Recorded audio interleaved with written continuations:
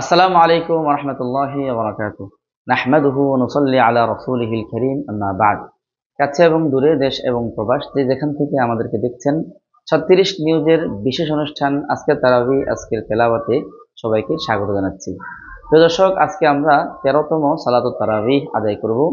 আজকের তারাবিতে কোরআনুল কারীমের ১৬তম পারা তেলাওয়াত করা হবে, অর্থাৎ সূরা কাহাফের শেষাংশ এবং সূরা মারইয়াম এবং সূরা তাহার কিছু অংশ তেলাওয়াত করা হবে। প্রিয় দর্শক, সূরা কাহাফ আমরা বলেছিলাম কোরআনুল কারীমের ১৮ নম্বর সূরা এবং এর মধ্যে ১১০টি আয়াত রয়েছে, ১২টি রুকু রয়েছে। সূরা কাহাফের মধ্যে আল্লাহ রাব্বুল আলামিন অনেকগুলো ঘটনা তুলে ধরেছেন। আসহাবে কাহাফ গুহাবাসীর ঘটনা বলেছেন, যুলকারনাইনের ঘটনা বলেছেন, খিজির আলাইহিস সালামের ঘটনা বলেছেন। তো সূরা কাহাফ আজকে যে আয়াতটি দিয়ে আজকের পারা শুরু হবে, সেই আয়াতের মধ্যে আল্লাহ রাব্বুল আলামিন খিজির আলাইহিস সালাম এবং মূসা আলাইহিস সালামের ঘটনার আলোচনা করেছেন। ৭৫ নম্বর আয়াত থেকে শুরু হবে সূরা কাহাফের। আল্লাহ বলেন যে ক্বালা আলাম আকুল লাকা ইন্নাকা লান তাসতাতিআ মাইয়া সাবরা। প্রিয় দর্শক, সূরা কাহাফের মধ্যে আল্লাহ রাব্বুল আলামিন খিজির আলাইহিস সালামের যে ঘটনা বলেছেন, সংক্ষেপে সেই ঘটনাটি হলো যে মূসা আলাইহিস সালাম একবার একটি ঘটনার প্রেক্ষিতে খিজির আলাইহিস সালামের সাথে সাক্ষাৎ করতে চেয়েছিলেন। খিজির আলাইহিস সালাম হলেন ইসলামের একজন মহান ব্যক্তিত্ব। তিনি নবী না অলি, এই বিষয়ে ওলামায়ে কেরামের মাঝে মতভেদ রয়েছে। অধিকাংশ ওলামায়ে কেরামের মত হলো যে তিনি একজন নবী ছিলেন। আর নবী হবার পরে তার দায়িত্ব ছিল, আমরা দেখে থাকি যে যত নবী আছেন ওনারা তাদের উম্মতের কাছে প্রেরিত হয়েছেন, একটি নতুন শরীয়ত নিয়ে এসেছেন এবং তাদের উম্মাহকে আল্লাহর দিকে আহ্বান করেছেন। কিন্তু খিজির আলাইহিস সালামের বিষয়টি এর থেকে একটু ব্যতিক্রম ছিল। সব নবীরা ছিলেন তাশরীঈ নবী। খিজির আলাইহিস সালাম তাকওয়িনী বিষয়ের সাথে সংশ্লিষ্ট ছিলেন, অর্থাৎ আল্লাহ রাব্বুল আলামিন কুদরত দ্বারা যে কায়নাতকে, যে পৃথিবীর নিজামকে পরিচালিত করেন, এই নিজাম পরিচালনার কিছু বিষয়ের সাথে খিজির আলাইহিস সালামের সাথে সম্পৃক্ততা ছিল, যার কারণে তিনি সাধারণ মানুষের লোকালয় থেকে ভিন্ন বসবাস করতেন এবং মানুষের সমাজ থেকে তিনি বিচ্ছিন্ন অবস্থায় জীবনযাপন করতেন। খিজির আলাইহিস সালাতু ওয়াস সালাম এখনো পর্যন্ত জীবিত আছেন না দুনিয়া থেকে বিদায় হয়ে গিয়েছেন, এই বিষয়টি নিয়েও মতভেদ রয়েছে। অধিকাংশ ওলামায়ে কেরামের মত হলো যে তিনি দুনিয়া থেকে বিদায় হয়ে গিয়েছেন, তবে কিছু কিছু ওলামায়ে কেরাম বলেন যে তিনি এখনো জীবিত আছেন এবং বেশ কয়েকজনের সাথে তার সাক্ষাৎ হয়েছে, এরকম ঘটনাও কিতাবাদিতে পাওয়া যায়। তো খিজির আলাইহিস সালামের সাথে যখন মূসা আলাইহিস সালামের সাক্ষাৎ হলো, মূসা আলাইহিস সালাম বললেন যে আমি আপনার সাথে কিছুদিন অবস্থান করতে চাই। খিজির আলাইহিস সালাম বললেন যে আমার থেকে এমন কিছু কাজ প্রকাশ পাবে যেটার উপর ধৈর্য ধারণ করতে পারবেন না, আপনি তো আমার সাথে থাকতে পারবেন না। মূসা আলাইহিস সালাম বললেন যে আপনি আমাকে ধৈর্যশীলদের অন্তর্ভুক্ত পাবেন, আমি আপনার সাথে থাকবো। তো খিজির আলাইহিস সালাম তার জন্য শর্ত জুড়ে দিলেন যে আপনি যদি আমার সাথে থাকতে চান, তাহলে আমার থেকে যদি অযৌক্তিক কোনো কাজও আপনার নজরে পড়ে, তাহলে সেটার উপর প্রশ্ন উত্থাপন করতে পারবেন না এবং অভিযোগ তুলতে পারবেন না। তো এভাবে মূসা আলাইহিস সালাম থাকতেছিলেন। পরপর এরকম ৩টি ঘটনা ঘটলো, যেই ঘটনাগুলো বাহ্যিক দৃষ্টিতে অপরাধ মনে হয় এবং অযৌক্তিক মনে হয়, কিন্তু মূসা আলাইহিস সালাম প্রত্যেকবারই অভিযোগ উত্থাপন করলেন, প্রশ্ন তুললেন। তৃতীয়বার হয়ে যাওয়ার পরে খিজির আলাইহিস সালাম বললেন যে হাযা ফিরাকু বাইনি ওয়া বাইনিক, যে এরপরে আর আমি আর আপনি একসাথে চলতে পারবো না, এখন আমরা বিচ্ছিন্ন হয়ে যেতে হবে। প্রিয় দর্শক, খিজির আসলাম এবং মূসা আসলামের মাঝে যা কিছু ঘটেছে, এই বিষয়গুলোর মধ্যে অত্যন্ত চমকপ্রদ তথ্য এবং অত্যন্ত আকর্ষণীয় কিছু বিষয় রয়েছে এবং এর মধ্যে অসংখ্য শিক্ষাও রয়েছে। আল্লাহ রাসূল সাল্লাল্লাহু আলাইহি ওয়াসাল্লাম এক হাদিসের মধ্যে আক্ষেপ করে বলেছেন যে আমার ভাই মূসা যদি আরো কিছুদিন ধৈর্য ধারণ করতো, তাহলে আমরা খিজিরের থেকে আরো কিছু আশ্চর্যজনক বিষয় জানতে পারতাম। তো বিষয়গুলো যদি আমরা এক্সপ্লেইন করতে পারতাম, বিস্তারিত তুলে ধরতে পারতাম, তাহলে উপকার হতো, কিন্তু এই সংক্ষিপ্ত পরিসরে আমরা এটা নিয়ে আলোচনা করতে পারছি না। ইনশাআল্লাহ পরবর্তীতে কখনো তুলে ধরা হবে। তো দর্শক, এরপরে এই সূরা কাহাফের মধ্যে আল্লাহ রাব্বুল আলামিন যুলকারনাইন বাদশার ঘটনা তুলে ধরলেন। ৮৩ নম্বর আয়াত থেকে তার ঘটনা শুরু হয়। আল্লাহ তাআলা বললেন যে ওয়ায়াসআলুনাকা আন যুলকারনাইন, হে হে নবী, তারা আপনাকে যুলকারনাইন সম্পর্কে জিজ্ঞাসা করে। কুল সাআতলু আলাইকুম মিনহু যিকরা, আপনি বলে দিন যে আমি যুলকারনাইনের ঘটনা তোমাদেরকে শোনাবো। তো দর্শক, যুলকারনাইন ছিলেন একজন ইনসাফগার বাদশা, যাকে আল্লাহ রাব্বুল আলামিন পুরো পৃথিবীর রাজত্ব দান করেছিলেন। পুরো পৃথিবীর বাদশাহী আল্লাহ তাআলা তাকে দান করেছিলেন। যুলকারনাইন বাদশাকে নিয়েও ওলামায়ে কেরামের মাঝে মতভেদ রয়েছে যে তিনি আসলে নবী ছিলেন না ওলি ছিলেন না শুধু বাদশা ছিলেন। তো এই বিষয়ে অধিকাংশ ওলামায়ে কেরামের মত, বলতে গেলে জমহুরের মত হলো যে ইন্নাহু কানা মালিকান আদিলা, তিনি একজন নেককার ইনসাফগার বাদশা ছিলেন, তিনি নবী ছিলেন না। যেমন ইবনে কাসির রহমতুল্লাহি আলাইহি ওনার কিতাবের মধ্যে বলেছেন আল বিদায়া ওয়ান নিহায়ার মধ্যে, ওয়াসসাহিহু আন্নাহু কানা মালিকাম মিন মুলুকিল আদিলিন, তিনি ইনসাফগার বাদশাদের একজন ছিলেন। ঠিক তেমনি ভাবে ইবনে আব্বাস রাদিয়াল্লাহু তাআলা আনহু থেকেও বর্ণিত যে যুলকারনাইন লাম ইয়াকুন নাবিয়্যান বাল কানা মালিকান সালিহা, যুলকারনাইন নবী ছিলেন না, উনি একজন নেককার এবং ইনসাফগার বাদশা ছিলেন। আল্লাহ রাব্বুল আলামিন যুলকারনাইন বাদশাকে পুরো পৃথিবীর রাজত্ব দান করেছিলেন এবং সব ধরনের উপকরণ তাকে দান করেছিলেন। যেমন আল্লাহ তাআলা এই সূরার 84 নং আয়াতের মধ্যে বলেন যে ইন্না মাক্কান্না লাহু ফিল আরদ, জমিনের মধ্যে আমি তাকে ক্ষমতা দান করেছিলাম, ও আতাইনাহু মিন কুল্লি শাইইন সাবাবা, এবং আমি তাকে সব ধরনের উপকরণ দান করেছিলাম, আসবাব দান করেছিলাম। যুলকারনাইন আলাইহিস সালাম তিনি আল্লাহর দেওয়া ক্ষমতা বলে এবং সেই উপকরণ ব্যবহার করে তিনি সারা পৃথিবীতে পর্যবেক্ষণ করেছেন, সারা পৃথিবী ঘুরেছেন, পৃথিবীর এক প্রান্ত থেকে অপর প্রান্তে ছুটে গিয়েছেন।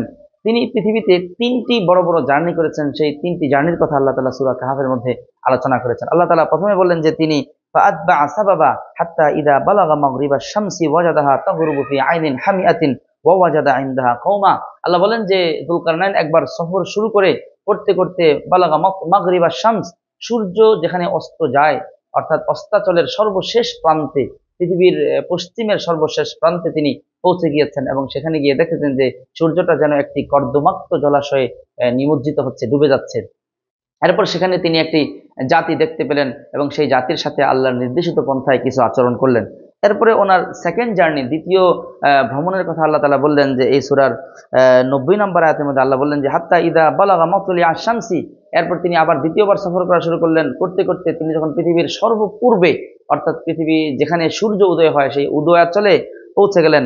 সেখানে গিয়ে দেখলেন যে ওয়াজাদাহা তাতলু আলা কওমিন, সেখানে গিয়ে দেখলেন যে একটি জনপদ রয়েছে যে লাম নাজআল লাহুম মিন দুনিহা সিতরা, যে যাদের মাঝে আর সূর্যের মাঝে কোনো পর্দা ছিল না, কোনো আড়াল ছিল না, অর্থাৎ তাদের বসবাস ছিল শূন্য প্রান্তরে, তাদের মাথার উপরে কোনো ছাদ ছিল না। তো যুলকারনাইন তাদের সাথেও কিছু আচরণ করলেন, তাদের আল্লাহর নির্দেশিত পন্থায় তাদের সাথে আচরণ করলেন। এরপরে ওনার থার্ড জার্নি বা তৃতীয় সফর, যেটা আল্লাহ তাআলা বললেন যে সুম্মা আতবাআ সাবাবা হাত্তা ইযা বালাগা বাইনাস সাদদাইন, তৃতীয় সফর তিনি বলা হয় যে তিনি পৃথিবীর উত্তর দিকে শুরু করেছিলেন। পৌঁছতে পৌঁছতে যখন শেষ প্রান্তে পৌঁছে গেলেন, তিনি গিয়ে দেখলেন যে বাইনাস সাদদাইন, সেখানে 2টি বিশালাকায় পর্বত রয়েছে, পাহাড় রয়েছে, 2 পর্বতের মাঝামাঝিতে উনি পৌঁছে গেলেন। এবং ওয়াজাদা মিন দুনিহিমা কওমান লা ইয়াকাদুনা ইয়াফকাহুনা কাওলা, এবং সেখানে গিয়ে একটি সম্প্রদায়, একটি জনপদ দেখতে পেলেন, যেই জনপদের মানুষরা ওনার কথা বুঝতেছিল না এবং উনিও তাদের কথা বুঝতেছিলেন না। তারা তাদের ভাঙ্গা ভাঙ্গা কথায় যুলকারনাইনের কাছে, বাদশার কাছে অভিযোগ করলো যে ক্বালু ইয়া যুলকারনাইন ইন্না ইয়াজুজ ওয়া মাজুজ মুফসিদুনা ফিল আরদ, হে যুলকারনাইন বাদশা, আল্লাহ তাআলা আপনাকে পৃথিবীময় ক্ষমতার মালিক বানিয়েছেন, আমরা এখানে একটি নির্দিষ্ট গোষ্ঠী দ্বারা প্রতিনিয়ত প্রহসনের শিকার হচ্ছি, নির্যাতনের শিকার হচ্ছি। তারা হলো ইয়াজুজ মাজুজ। ইয়াজুজ মাজুজ আমাদের উপর নির্যাতন করে এবং জমিনের মধ্যে বিশৃঙ্খলা সৃষ্টি করে। কিছুদিন পর পর তারা এসে আমাদের উপর হামলা চালায়। আপনি যদি আমাদেরকে তাদের থেকে মুক্ত থাকার জন্য একটা কোনো পদক্ষেপ গ্রহণ করতেন তাহলে ভালো হতো। এবং তারা বলল যে ফাহাল নাজআলু লাকা খরজান আলা আন তাজআলা বাইনানা ওয়া বাইনাহুম সাদ্দা, আমরা যদি আপনাকে আর্থিক সাপোর্ট করি, কিছু অর্থ সঞ্চয় করে দেই, যে যার দ্বারা আপনি তাদের মাঝে আর আমাদের মাঝে একটি দেয়াল, একটি প্রাচীর নির্মাণ করে দিবেন, এটা কি আপনি করবেন? তো যুলকারনাইন বললেন যে মা মাকান্নি ফিহি রাব্বি খাইর, তিনি বললেন যে তোমাদের অর্থ সহায়তা আমার প্রয়োজন নেই, আল্লাহ তাআলা আমাকে যে সক্ষমতা দিয়েছেন এটাই আমার জন্য যথেষ্ট। বরং তোমরা আমাকে আইনুনি বিকুওয়াতিন, তোমরা আমাকে তোমাদের পরিশ্রম দ্বারা, শ্রম দ্বারা, দৈহিক শক্তি দ্বারা আমাকে তোমরা সহায়তা করতে পারো।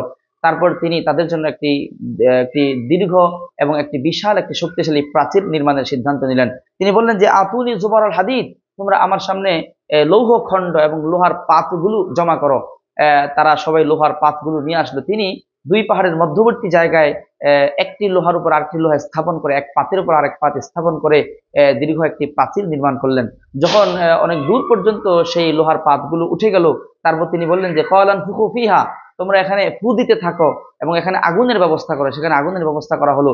যখন 2 দিকের লোহা উত্তপ্ত হয়ে গেল, তখন তিনি বললেন যে তোমরা এখানের মধ্যে হাত্তা ইদা জাআলাহু নারা ক্বালা আতুনি উফরিগ আলাইহি কিতরা, যখন আগুন দ্বারা এটা উত্তপ্ত হয়ে গেল, বললেন তিনি তোমরা আমার জন্য সীসা নিয়ে আসো, আমি এই 2 পাতের মাঝখানে সীসা ঢেলে দেব। তিনি এরকম সীসা ঢেলে লোহা এবং সীসার সমন্বয়ে একটি সীসা ঢালা প্রাচীর এবং দুর্গ, একটি মজবুত একটি প্রাচীর নির্মাণ করে দিলেন। প্রিয় দর্শক, এটাই ছিল সেই প্রাচীর যেটাকে ইস্কান্দারের প্রাচীর বা যুলকারনাইনের প্রাচীর বলা হয়ে থাকে, যেই প্রাচীরের আলোচনা আল্লাহ তাআলা সূরা কাহফের মধ্যে করেছেন এবং অসংখ্য হাদিসের মধ্যে এসেছে। সেই প্রাচীর নির্মাণ করার পরে তিনি বললেন যে ক্বালা ফামাসতাউ আইয়াযহারুহু, তারা কখনোই এই প্রাচীরের উপরে উঠতে পারবে না, কারণ প্রাচীরের দেয়াল ছিল অত্যন্ত মসৃণ মসৃণ হওয়ার কারণে তারা উপরে উঠতে পারবে না। ওমাসতাতাউ লাহু নাকবা, এবং এটাকে তারা ছিদ্রও করতে পারবে না, এটা অত্যন্ত সুদৃঢ় হবার কারণে। আল্লাহ রাব্বুল এবং তিনি বললেন যে হাযা রাহমাতুম মির রাব্বি, এটা হলো আমার রবের দয়া। এই যতদিন পর্যন্ত আল্লাহ তাআলা চান ততদিন পর্যন্ত প্রাচীর এভাবেই থাকবে। ফাইদা জাআ ওয়া'দু রাব্বি জাআলাহু দাক্কা, কিন্তু যখন আল্লাহ তাআলার সেই প্রতিশ্রুত সময় চলে আসবে, কিয়ামতের আগের এক মুহূর্ত চলে আসবে, তখন আল্লাহ তাআলা এই প্রাচীরকে চূর্ণ বিচূর্ণ করে দিবেন। প্রিয় দর্শক, কিয়ামতের আলামত সম্পর্কে বর্ণিত যে সকল হাদিস এসেছে, সেই হাদিসের মধ্যে আল্লাহ রাসূল সাল্লাল্লাহু আলাইহি ওয়াসাল্লাম বলেছেন যে এই কিয়ামতের আগে যুলকারনাইনের প্রাচীরকে ভেঙে ফেলা হবে, এবং যুলকারনাইন সেই প্রাচীর ভেঙে জনপদের দিকে, পৃথিবীবাসীর দিকে ছুটে আসবে।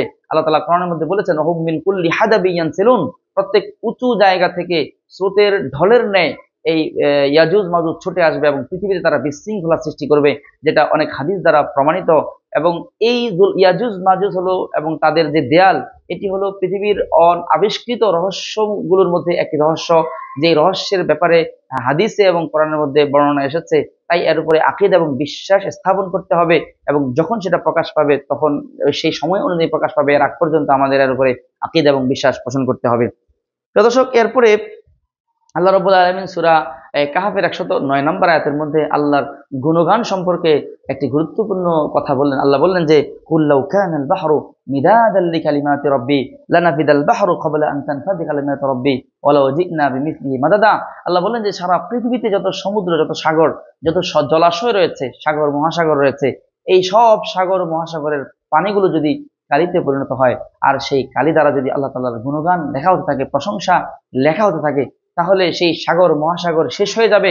শুধু একবার নয়, বরং অসংখ্যবার যদি এই সাগর মহাসাগরকে আবার যোগ করা হয়, তাহলে বারবার এগুলো শেষ হতে থাকবে, কিন্তু আল্লাহ রাব্বুল আলামিনের প্রশংসা বাণী, আল্লাহ রাব্বুল আলামিনের স্তুতি পাঠ শেষ হবে না। প্রিয় দর্শক, বাস্তবেই আল্লাহ রাব্বুল আলামিন এতটাই মহান যে সারা পৃথিবীর সব গাছকে কলম বানালে, সব পানিকে কলমের কালি বানালে, কালি এবং কলম শেষ হবে, কিন্তু আল্লাহ তাআলার গুণগান শেষ হবে না।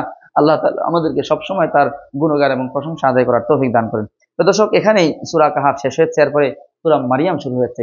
সূরা মারিয়াম হলো কোরআনুল কারীমের 19 নম্বর সূরা। এই সূরার মধ্যে 58টি আয়াত রয়েছে এবং 6টি রুকু রয়েছে। এই সূরার মধ্যে আল্লাহ রাব্বুল আলামিন অনেক নবীর ঘটনা তুলে ধরেছেন, যেমন জাকারিয়া এবং ইয়াহইয়া আলাইহিস সালামের ঘটনা রয়েছে, মারিয়াম আলাইহিস সালামের ঘটনা রয়েছে, ইব্রাহিম আলাইহিস সালাম, মুসা আলাইহিস সালাম, ইসমাঈল আলাইহিস সালাম এবং ইদ্রিস আলাইহিস সালামের ঘটনা রয়েছে। এই সূরার মধ্যে যেহেতু মারিয়াম আলাইহিস সালামের ঘটনা অত্যন্ত বিস্তারিতভাবে বর্ণিত হয়েছে, এই কারণে এই সূরাকে সূরাতু মারিয়াম বলা হয়ে থাকে। এই সূরা শুরু হয়েছে, প্রথম আয়াত হলো কাফ হা ইয়া আইন সাদ। তো দর্শক, কোরআনুল কারীমের মধ্যে বেশ কিছু সূরা এমন রয়েছে যে সূরার শুরুতে এরকম ভিন্ন ভিন্ন অক্ষর পাওয়া যায়, যেমন কোথাও হামিম, কোথাও তহা, কোথাও আলিফ লাম মিম, কোথাও আলিফ লাম মিম র, এভাবে ভিন্ন ভিন্ন অক্ষর দ্বারা অনেকগুলো সূরা শুরু হয়েছে। এই অক্ষরগুলোকে আল হরুফুল মুকাত্তাআ বলা হয়ে থাকে। এই হরফ মুকাত্তার প্রকৃত উদ্দেশ্য কি এবং এর অর্থ কি, এই বিষয়ে সকল মুফাসসির কেরাম একমত যে এগুলোর প্রকৃত উদ্দেশ্য এবং অর্থ একমাত্র আল্লাহ তাআলাই ভালো জানেন, আমরা জানি না। আমাদের উচিত এর উপরে বিশ্বাস স্থাপন করা। এরপর আল্লাহ রাব্বুল আলামিন এই সূরার শুরুতে হযরত জাকারিয়া আলাইহিস সালামের ঘটনা বর্ণনা করলেন। ইয নাদা রাব্বাহু নিদাআন খাফিয়্যা, জাকারিয়া আলাইহিস সালাম একজন নিঃসন্তান নবী ছিলেন, তার সন্তান ছিল না, এবং তিনি আশঙ্কা করলেন যে তিনি দুনিয়া থেকে বিদায় হয়ে যাবার পরে তার যে রিসালাতের মিশন রয়েছে, এই মিশন থেমে যাবে, তার চাচাতো ভাইরা এই মিশনকে নষ্ট করে ফেলবে। এই কারণে তিনি বার্ধক্যে উপনীত হবার পরে আল্লাহ রাব্বুল আলামিনের কাছে দোয়া করলেন, আয় আল্লাহ, আপনি আমাকে একজন সন্তান দান করুন, ফাহাবিলি মিন লাদুনকা ওয়ালিয়্যা ইয়ারিথুনি ওয়া ইয়ারিথু মিন আলি ইয়াকুব, আপনি আপনার পক্ষ থেকে আমাকে একজন সন্তান দান করেন যে আমার এবং ইয়াকুব পরিবারের যে দায়িত্ব পালন করবে, তাদের মিরাস সামনে নিয়ে সে চলবে। আল্লাহ রাব্বুল আলামিন হযরত জাকারিয়া আলাইহিস সালামের এই দোয়া কবুল করলেন। আল্লাহ বললেন যে ইয়া জাকারিয়া নুবাশশিরুকা বিগুলাম, হে জাকারিয়া, আমি তোমাকে একটি ছেলে সন্তানের সুসংবাদ দিচ্ছি, ইসমুহু ইয়াহইয়া, শুধু সুসংবাদই দিচ্ছি না, তার নামও আমি রেখে দিচ্ছি, তার নাম হবে ইয়াহইয়া।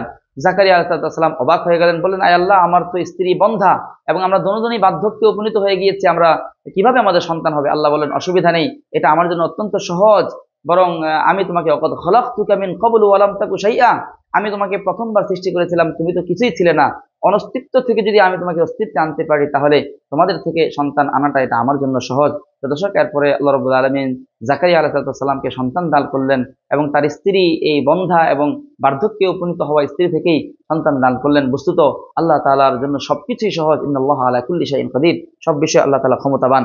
এরপরে প্রিয় দর্শক, আল্লাহ রাব্বুল আলামিন এই সূরার 16 থেকে 33 নং আয়াত পর্যন্ত মারিয়াম আলাইহিস সালামের ঘটনা তুলে ধরলেন।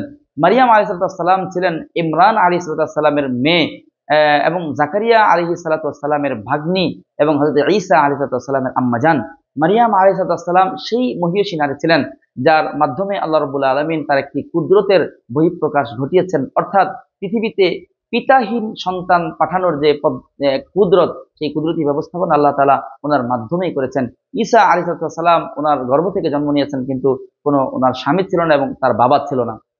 ঘটনা ছিল এমন যে মারিয়াম আলাইহিস সালাম একবার ওনার জনপদ, ওনার ঘর থেকে নির্জন এক জায়গায় যখন গেলেন, আল্লাহ রাব্বুল আলামিন তার কাছে হযরত জিবরাইল আলাইহিস সালামকে পাঠিয়ে দিলেন।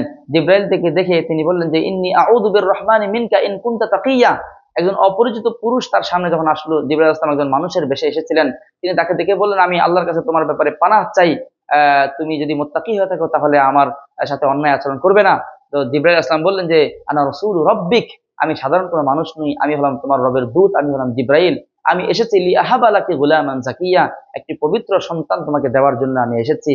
তখন তিনি বললেন যে আন্না ইয়াকুনু লি গুলাম ওয়ালাম ইয়ামসাসনি বাশার, আমার সন্তান কিভাবে হবে, আমাকে তো কোনো পুরুষ স্পর্শ করেনি।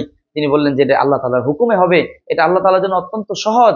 যেটা জাআলাহু আয়াতাল লিন্নাসি ওয়া রাহমাতাল মিনক, যেটা আল্লাহ মানুষের জন্য একটি নিদর্শন হবে এবং তোমার জন্য একটি দয়ার কারণ হবে। আল্লাহ তাআলা এভাবেই সন্তান দান করবেন। এরপরে জিবরাইল আলাইহিস সালাম যখন তার বুকের মধ্যে ফু দিয়ে দিলেন, পেটের মধ্যে সন্তান এসে গেল। তো মারিয়াম আলাইহিস সালাম সন্তান সম্ভবা হয়ে গেলেন। এই অবস্থায় এই নির্জন জায়গায় ওনার সময় কেটে গেল। এরপর আল্লাহ তাআলার হুকুমে এখানেই সন্তান প্রসব করলেন। সন্তান যখন এসে গেল, তিনি দুশ্চিন্তায় পড়ে গেলেন যে স্বামীহীন এই সন্তান নিয়ে যদি উনি জনপদে যান, তাহলে মানুষ ওনাকে কি বলবে। আল্লাহ তাআলা বললেন যে না, তুমি জনপদে যাও, ফাকুলি ওয়াশরাবি ওয়াকররি আইনা, তুমি খাও, পান করো এবং তোমার চক্ষু শীতল করো তোমার সন্তানকে দেখে। এরপরে তুমি জনপদে যাও, যদি জনপদবাসী তোমাকে নিয়ে কিছু বলে, তাহলে তুমি সন্তানের দিকে ইশারা করে দিবে, তাকে কথা বলার জন্য দায়িত্ব দিয়ে দিবে। এরপর যখন তিনি এই সন্তানকে নিয়ে জনপদে চলে গেলেন, জনপদবাসী বলল যে ইয়া মারিয়ামু, তুমি কি করেছো এটা, হে মারিয়াম, কদ জিতা শাইআন ফারিয়া, তুমি তো একটি জঘন্য কাজ করেছো, স্বামীহীন সন্তান নিয়ে চলে এসেছো।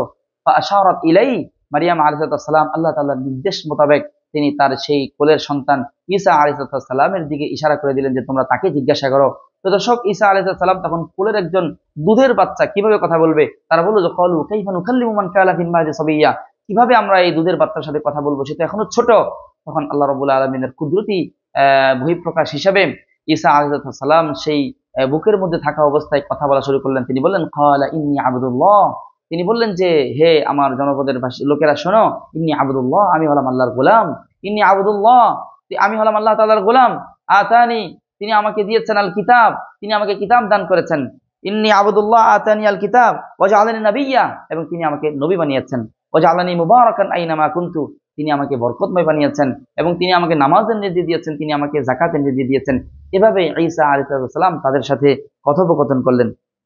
প্রিয় দর্শক, এরপরে আল্লাহ রাব্বুল আলামিন এই সূরার মধ্যে 41 থেকে 50 নং আয়াতের মধ্যে আল্লাহ রাব্বুল আলামিন ইব্রাহিম আলাইহিস সালামের ঘটনা তুলে ধরলেন।